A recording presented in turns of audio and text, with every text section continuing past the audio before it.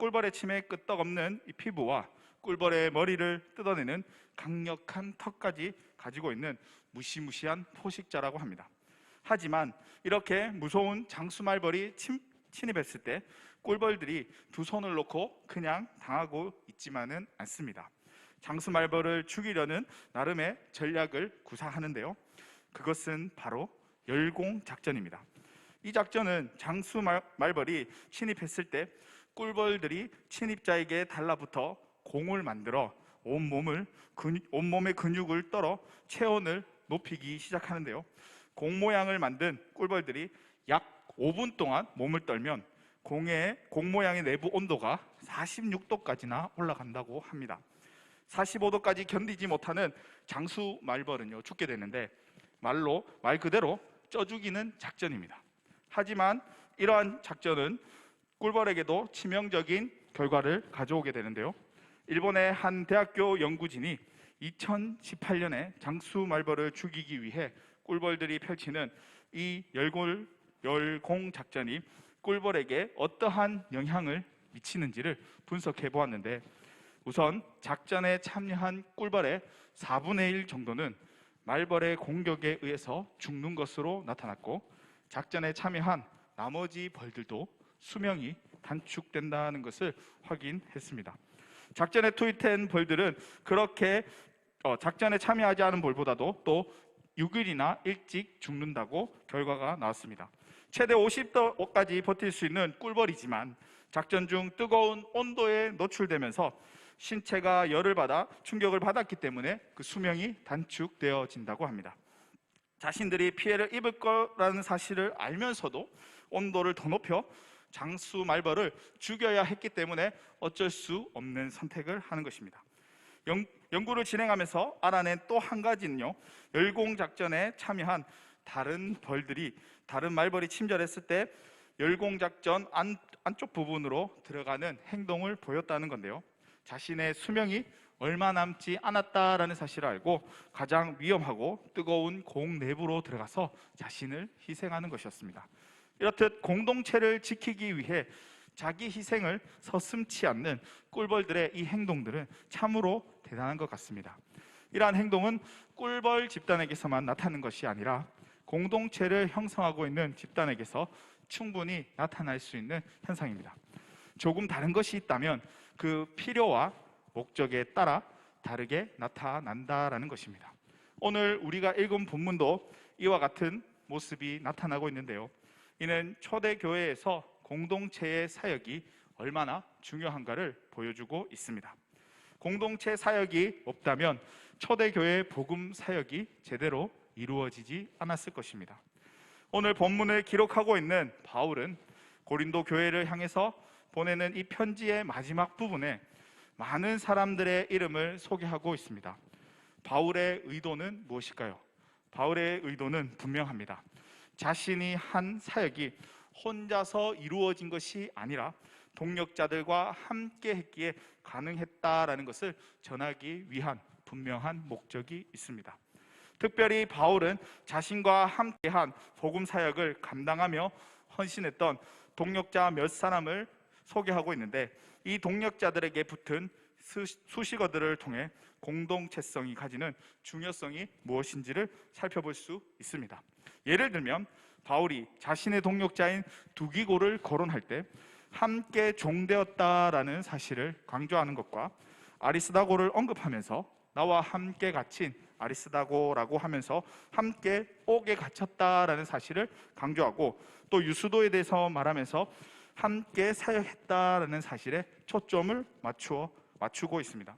그 외에도 다른 동력자들 역시 그들 사역의 필요성을 강조하고 있는데, 이렇게 사역의 필요성을 강조하고 있는 이유는 사역은 혼자서 감당하는 것이 아니라 공동체가 함께 감당해야 한다라는 것을 강조하기 위함이었습니다. 오늘날 교회를 건강하게 세워가고 또 성장하는 데 있어서 가장 중요한 것이 있다면 그것은 바로 공동체성을 바로 세워가는 것입니다. 우리의 공동체성이 바로 세워져 있지 않다면 우리 교회는 바르게 세워지지도 또 성장하지도 않을 것이기 때문입니다. 그래서 바울은 골로새서의 마지막 부분에 자신과 함께 사역한 동역자들의 이름과 그들이 행한 사역들을 강조하면서 공동체성의 중요성을 언급하고 있습니다. 오늘 말씀을 통해 우리의 공동체성이 다시 세워지고 회복되어지는 그 은혜가 넘쳐날 수 있기를 소망합니다. 먼저 바울은 공동체성을 회복하기 위해 작은 일에도 충성할 줄 알아야 한다라고 말하면서 소개하는 인물이 있는데 바로 두기고입니다. 두기고는 신약 성경에 5번 정도 언급되고 있지만 그가 설교를 했다라거나 기적을 행했다거나 하는 그런 말은 성경 어디에도 없습니다. 성경을 토대로 본다면 두기고는 아주 평범한 사람이라는 것을 알 수 있습니다. 그리고 7절에서 언급하고 있듯이 두기고는 바울의 사정을 누구보다도 가장 잘 아는 자였습니다. 그래서 로마에 갇혀 있는 바울의 형편과 소식을 골로새 교회에 전하는 역할을 감당했던 것입니다. 그런가 하면 바울이 에베소 교회에 보내는 편지도 두기고를 통해서 전달되어졌는데 이러한 내용을 에베소서 6장 22절에서 기록하고 있습니다. 이렇듯 두기고는 바울에게 있어서 없어서는 안 될 그런 동역자였습니다. 그렇게 평범했던 두기고가 어떻게 바울과 함께 사역을 하게 되었는지에 대해서는 정확히 알 수 없지만 성경학자들은 두기고가 에베소 교회의 헌금을 예루살렘으로 전달하는 일을 맡았을 것이다 라고 추정하면서 그가 바울의 사역에 동참했을 것이다 라고 보고 있습니다. 중요한 것은 두기고가 없었더라면 에베소와 골로새에 바울의 편지가 전달될 수 없었다라는 것입니다. 그랬다가는 해당 교회들이 바울의 위로와 가르침을 받지 못했을 뿐 아니라 우리 역시 이러한 서신들을 바라볼 수 없었을지도 모릅니다. 이러한 사역이 누군가에게는 하찮게 여겨졌을지 모르겠지만 초대교회에는 없어서 안 될 중요한 이 사역을 두기고가 감당했던 것입니다. 우리는 종종 큰 일과 또 작은 일을 구분하려 합니다. 그런가 하면 큰 일에 더 많은 관심을 두어 작은 일을 소홀하게 됩니다. 큰 일은 보여지고 드러나는 일입니다. 이런 일은 언제나 사람이 모이게 되죠. 반대로 작은 일은 보이지 않고 자기가 잘 나타나지 않는 일이기에 사람이 모이려 하지 않습니다. 하지만 두기고는 사람이 모이려 하지 않는 그 일을 감당하며 나아갔습니다. 이를 통해 알 수 있는 사실은 두기고가 작은 일에도 충성하는 진정한 섬김의 사람이었다라는 것입니다. 이러한 사실을 조금 더 자세히 알 수 있는 방법은 성경이 알려주고 있는데 바로 달란트 비유입니다. 달란트 비유는 예수님께서 제자들에게 맡은 일에 충성하는 자가 어떤 자인지를 알려주기 위해 하신 말씀입니다. 주인이 여행을 가기 위해 자기의 재산을 종들에게 맡기는데 그 종들의 능력에 따라 5달란트, 2달란트, 1달란트씩 맡깁니다. 5달란트에 비하면 1달란트가 작은 것처럼 생각되어지지만 당시 1달란트는요 20년을 먹고도 살 수 있을 정도로 어마어마한 액수였습니다. 5달란트를 받았다라는 것은 엄청난 것입니다.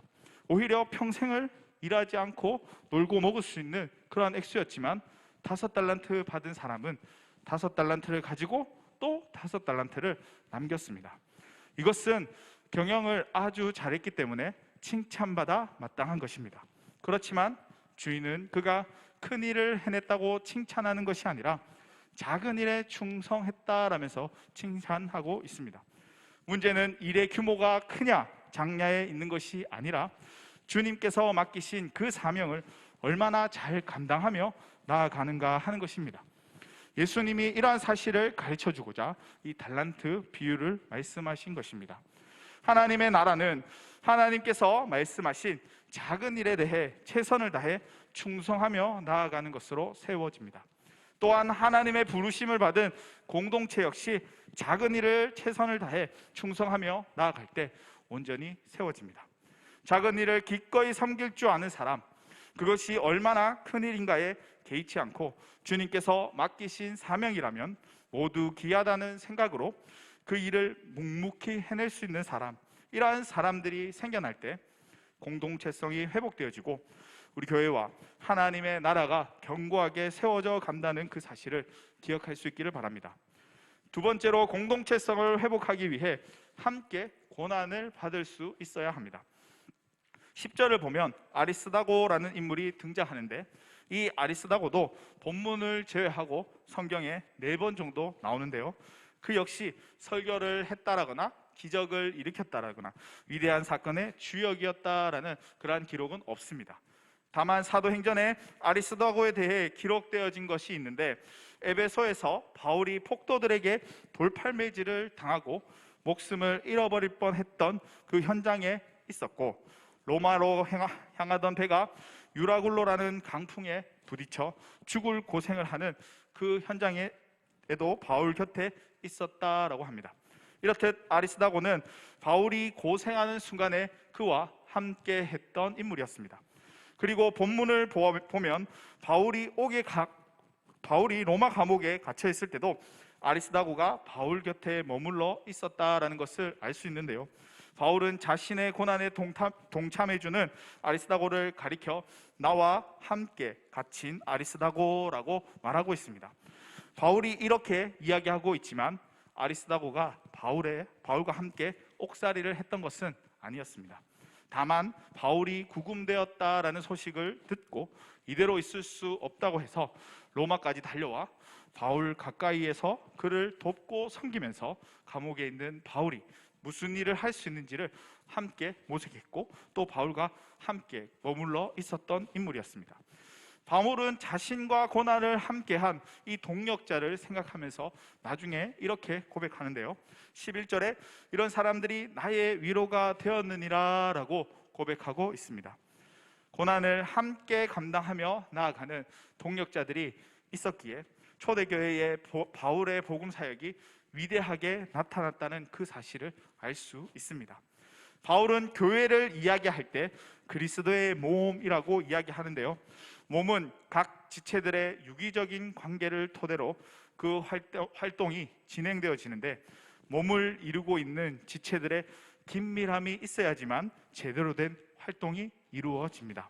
그러한 사실을 바울이 고린도전서 12장 26절에서 27절을 통해서 소개하고 있는데, 만일 한 지체가 고통을 받으면 모든 지체도 함께 고통을 받고, 한 지체가 영광을 믿으면 모든 지체도 함께 즐거워하나니 너희는 그리스도의 몸이요 지체의 각 부분이라 라고 말씀하고 있듯이, 각 지체들의 유기적인 관계의 그 중요성을 이야기하고 있습니다. 고통을 나누면서 진한 사랑의 공동체를 만들어가는 모습, 이 모습이야말로 초대교회 당시 교회 공동체가 지닌 진짜 힘이었고 복음 사역의 핵심이었습니다.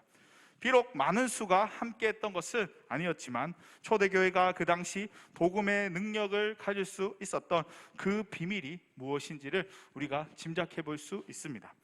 초대교회 당시 그리스도인들이 숨어 지내던 어느 카타콤의 벽면에서 이런 글이 발견되어졌다고 하는데요, 우리는 서로 사랑함으로 천국을 경험합니다 라는 글이 발견되었다고 합니다.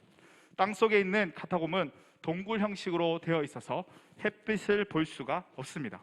그럼에도 그들은 지하의 어두운 동굴 속에서 이렇게 고백하고 있습니다.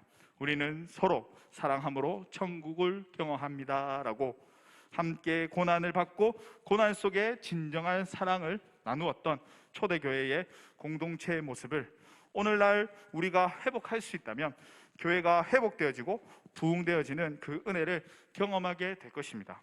이런 교회 공동체의 모습이 우리 교회 공동체의 모습이 될 수 있기를 소망합니다. 마지막으로 공동체성을 회복하기 위해 함께 사역에 동참할 수 있어야 합니다. 바울은 유스도라는 인물과 더불어 그와 함께 사역했던 여러 사람의 이름을 거론합니다. 성격도 다르고 배경도 다르고 은사도 각기 다른 사람들이 한 마음으로 함께 사역하는 일이 쉬울까요? 결코 쉽지 않습니다. 그럼에도 그들은 서로 함께 힘을 합하여 사역하면서 나아갔는데요, 그 방법은 공동체를 위한 분명한 목표를 가지고 있다면 함께 사역할 수 있다라는 것입니다. 여기서 바울은 그들이 지향하고 있던 분명한 그 목표를 밝히고 있는데, 그것은 하나님의 나라를 위하는 것이었습니다. 이것은 11절 말씀의 핵심이기도 합니다. 예수님께서도 마태복음 6장 33절에 너희는 먼저 그의 나라와 그의 의를 구하라 라고 말씀하셨습니다. 하나님의 나라를 위하는 것이 공동체의 최고의 관심이 될 수 있다면 그 공동체는 확실히 다른 공동체가 될 것입니다. 간혹 교회가 어려움을 당하는 경우가 있는데, 그 이유 중 하나는 예수님을 믿는 사람들이 교회 생활을 하긴 하면서도 하나님 나라에는 관심이 없고 자기 것에 관심을 가지기 때문에 어려움을 당하곤 합니다. 의도적이든 그렇지 않든 간에 하나님의 나라의 영광을 위하는 일보다는 개인의 영광을 이루기 위해 일하는 것에 더 관심을 둘 때 하나님의 나라의 영광이 막히게 됩니다. 우리 각자의 개성과 성격과 모든 것을 뛰어넘어서 정말 하나님 나라의 확장을 위해서 우리 자신이 그렇게 헌신할 수 있다면 교회가 세상에 끼치는 그 영향력은 실로 엄청난 것이 될 것입니다. 교회가 함께 이루어야 할 목표가 무엇인지를 언급한 바울은 하나님 나라를 위해서 함께 사역한 동역자들을 계속해서 소개하고 있는데, 그 중에는 마가도 포함되어져 있습니다. 우리가 잘 알듯이 마가는 바울과 바나바를 갈라지게 한 인물이기도 합니다. 마가가 1차 전도 여행 중에 돌아가 버림으로 인해서 2차 전도 여행을 준비하던 바울과 바나바가 다투게 됩니다. 결국 서로의 의견을 조율하지 못해 바울은 실라와 함께 전도 여행을 떠나고 바나바는 마가와 함께 전도 여행을 떠나게 됩니다. 비록 바울이 마가로 인해서 바나바와 갈라지게 되었지만 그것은 영원히 갈라진 것이 아닌 것이라는 것을 볼 수 있는데, 오늘 본문 10절에 이 마가에 대하여 너희가 명을 받았음에 그가 이르거든 영접하라 라고 말씀하고 있듯이, 또 디모데후서 4장에 바울이 디모데에게 네가 올 때 마가를 데리고 오라 라고 말씀하고 있는 것을 보아 바울과 마가가 영원히 갈라선 것이 아니라는 것을 알 수 있습니다. 비록 과거의 모습이 부족하고 연약하다 할지라도 하나님의 복음에 유익한 사람으로 판단될 때 과거에 있었던 개인적인 그 문제보다도 복음 사역을 위해 함께 동력하며 나아가는 그 모습을 볼 수 있습니다. 바울이 이렇게까지 할 수 있었던 이유는 개인적인 그 감정보다도 공동체를 바르게 세우기 위한 것이었고, 그로 인해 또 하나님의 나라가 확장되어질 것이다라는 그 사실을 알고 있었기 때문에 함께 동역하며 나아갈 수 있었던 것입니다. 뿐만 아니라 공동체에는 다양한 은사를 가지고 있는 이들이 있는데, 본문 12절을 보면 에바브라라는 사람이 등장합니다. 이 사람은 골로새 출신으로 동역자들과 하나님의 백성을 위해 부단히 기도함으로 바울의 사역을 동참했습니다. 그런가 하면 14절에는요 누가가 등장하는데, 누가는 의사였습니다. 아마도 전도여행을 하면서 자신이 가지고 있는 그 의료기술들을 섬기는 차원에서 바울의 사역에 동참했을 것입니다. 아무리 좋은 은사를 가졌다 할지라도 개인을 위해서 사용되어진다면 그 은사는 빛을 발하지 못했을 것입니다. 그러나 하나님의 나라를 위해 사용했기에 그들의 은사와 또 사역이 더욱 빛이 날 수 있었던 것입니다. 하나님 나라를 위해 사역한다는 것을 두 가지 의미로 살펴본다면, 하나는 하나님 나라를 알지 못하는 사람들에게 복음을 전하여 하나님 백성이 되게 하는 일, 즉 전도하는 일이고, 다른 하나는 하나님의 백성이 된 사람들을 완전하고 견고한 사람으로 성숙시키는 것입니다. 이러한 사역을 바울과 함께했던 동역자들이 공동체를 이루어가며 감당했기에 초대교회에 복음이 잘 전파되어질 수 있었던 것입니다. 이렇게 자기가 가지고 있는 은사를 하나님의 나라를 위해서 기꺼이 내어놓을 수 있었던 것은요, 하나님의 나라가 확장되어지기를 바라는 그 마음이 그들 가운데 있었기 때문입니다. 그랬기에 자신들의 은사를 복음이 선포되어지는 그 일에 사용되어진 것이고, 또 주어진 고난에도 포기하지 않고 끝까지 그 사역을 감당하며 나아갈 수 있었던 것입니다. 이 모든 것들이 하나님 나라를 위한다는 분명한 목표가 있었기 때문에 함께 동참할 수 있었습니다. 하나님 나라를 위해 일하기 위해서는 무엇보다도 하나님께 영광을 돌리겠다는 그 목적의식이 분명해야 합니다. 뿐만 아니라 나 혼자서 감당하려 하기보다는 동역자들과 함께 감당하며 나아갈 수 있어야 합니다. 왜죠? 우리가 한 공동체로 하나님께 부름을 받았기 때문입니다. 우리 공동체가 하나님의 부름받은 그 뜻대로 주어진 사명들을 합심하여 잘 감당하며 나아가는 그러한 공동체가 될 수 있기를 소망합니다. 그러기 위해서 우리 공동체가 회복되어지는 은혜가 임할 수 있도록 우리에게 주어진 그 은사를 가지고 우리의 사역들을 잘 감당하며 나아갈 수 있어야 합니다. 무엇보다도 나에게 주어진 일에 충성을 다해 섬기고 함께 고난에 참여하여 그 고난을 감당하며 주의 사명을 이루며 나아가기에 부족함이 없는 저와 여러분의 삶이 될 수 있기를 주님의 이름으로 간절히 축복합니다.